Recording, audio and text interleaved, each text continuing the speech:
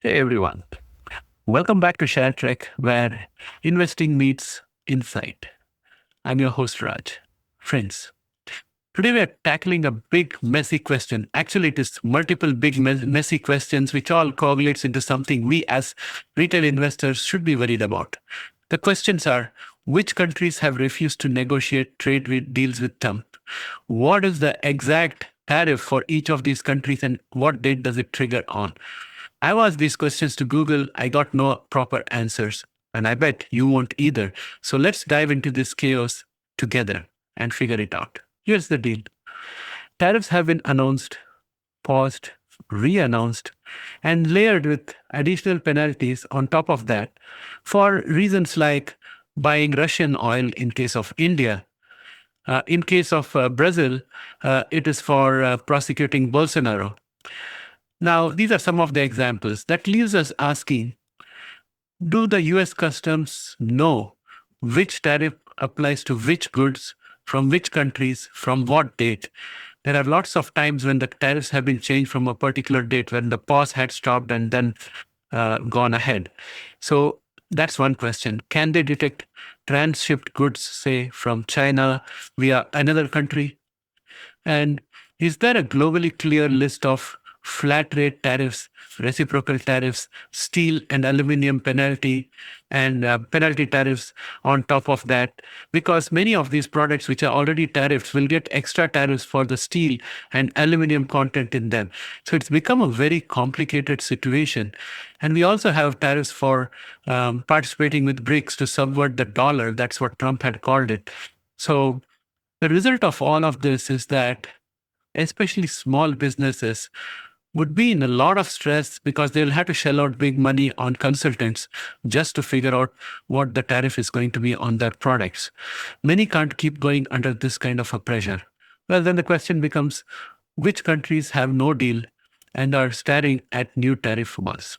So here is what I have gathered, and it's based on reporting by Politico and Associated Press.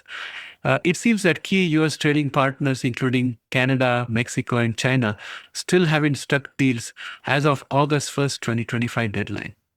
And if I recollect, the early deal that was struck with Britain is still not committed to paper. None of the deals have been committed to paper. Even the deals with Vietnam and others are not committed to paper, to the best of my knowledge. If any of you think that there's a written agreement, please mention that with a link in the comment section. Or if your link doesn't go through, just mention the source where you found it. I would like to check that out. Even other names like India, Taiwan, Switzerland, and many others face steep tariffs ranging from 10% to as high as 50%. Brazil and India have already been penalized. Brazil with 50%, India with around 25% plus extra penalties for buying Russian oil. And in terms of real world impacts, I would say that let's start off first with Canada, where I live. Okay. Canadian travel to the US has fallen around 23 to 76%, depending on where you look at the data. But it has definitely fallen. Check ins, flight bookings, border crossings, they're all down sharply.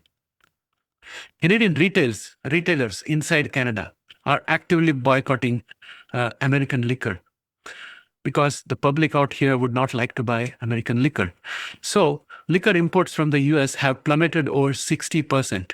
And this is likely to hit a place like Kentucky real hard.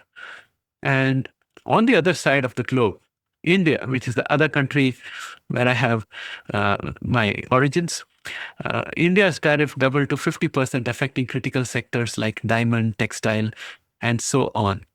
But diplomatically, PM Modi has refused to even take Trump's calls, a sign of serious breakdown in trust. Because the fear out there, based on what Trump has done before. For example, after Trump had a discussion with Coca-Cola, he announced that Coca-Cola will add sugar even before Coca-Cola was able to announce it.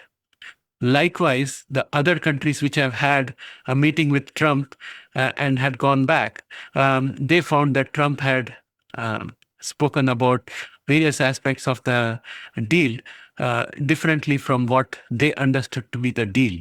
So given all of that, PM Modi doesn't feel confident that he can trust Trump. That's my understanding based on whatever I have read. The fact that if he took a phone call, Trump could spew out any lie, and that could create a political fallout for Modi in India. So that's why Modi is not talking to Trump at this point of time. And in terms of what other countries are doing, like Canada, for instance, is scouting around the world and quickly signing up a lot of trade agreements to replace the business lost to US. And India also was recently in Japan, and they signed up a bunch of trade deals. And then India, Russia, and China are meeting in Beijing or somewhere in China under the auspices of SCO. And they are going to be having discussions on how to handle the situation. Now, so what does this mean for businesses and markets, right? Importers are absorbing some tariffs, but how long can they keep that up before prices jump into CPI? We saw the evidence that importers are absorbing the tariffs because the PPI went up, and the next step for that is to go into the CPI.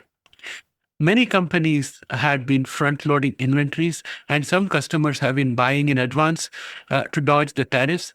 The buffer is running thin as the days go by, and inventories are aging. Small businesses are strapped and can't afford consultants, can't compete with bigger players. On the macro side, markets are absurdly high.